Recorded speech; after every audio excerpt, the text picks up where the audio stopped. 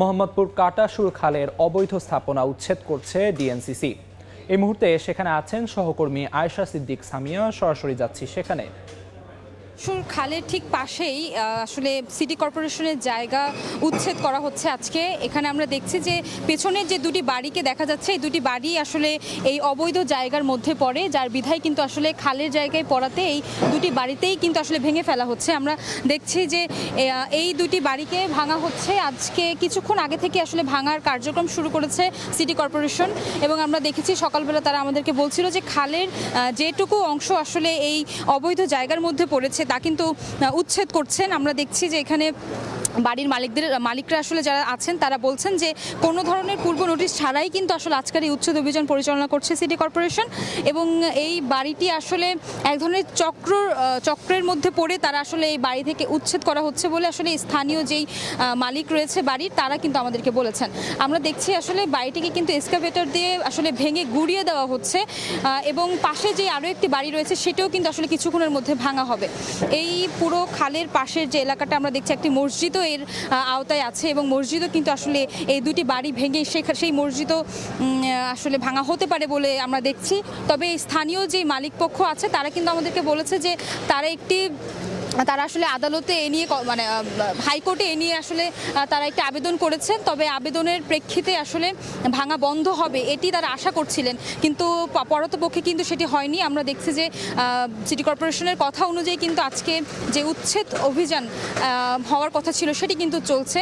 আসলে পুরো বিল্ডিংটাই ভেঙে গুড়িয়ে দেওয়া হচ্ছে। এখানে মানুষ বসবাস করতো, যে ভাড়াটিয়ারা বসবাস করতো, তারা কিন্তু আসলে হঠাৎই একদম কয়েক ঘন্টা নোটিশে কিন্তু তারা আসলে এই বাসা ছেড়ে বের হয়ে এসেছেন। এখানে আমরা দেখেছি যে আসলে সব জিনিসপত্র নিয়ে বের হওয়া সম্ভব হয়নি, কিছু কিছু আসলে প্রয়োজনীয় জিনিসপত্র কিন্তু ভেতরে রয়ে গেছে।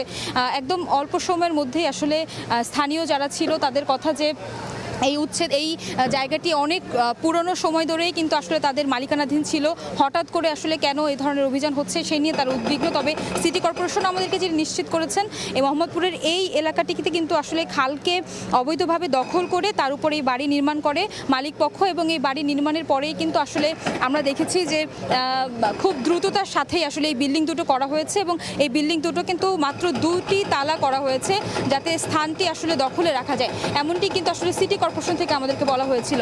তো এই আমি দেখাচ্ছিলাম আসলে মোহাম্মদপুরে যে খাল আছে তার পাশে যে উচ্ছেদ অভিযান চলছে সেটির খবরাখবর আসলে এখনও কিন্তু আসলে উচ্ছেদ কার্যক্রম চলছে, এবং এটি কিন্তু যেই অংশটুকু সিটি কর্পোরেশনের আওতায় সেটি কিন্তু আসলে উচ্ছেদ করা হবে শেষ পর্যন্ত। আমরা আসলে সেই খবরই আপনাদেরকে জানাবো।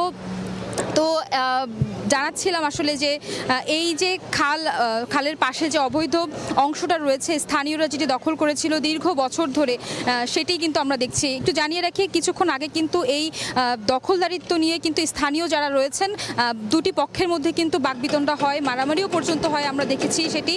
তারা কিন্তু আসলে এক পক্ষ বলছেন যে এটি সিটি কর্পোরেশনের আওতায়, আরেক পক্ষ বলছে যে এটি আসলে তাদের পূর্ব মালিকানাধীন।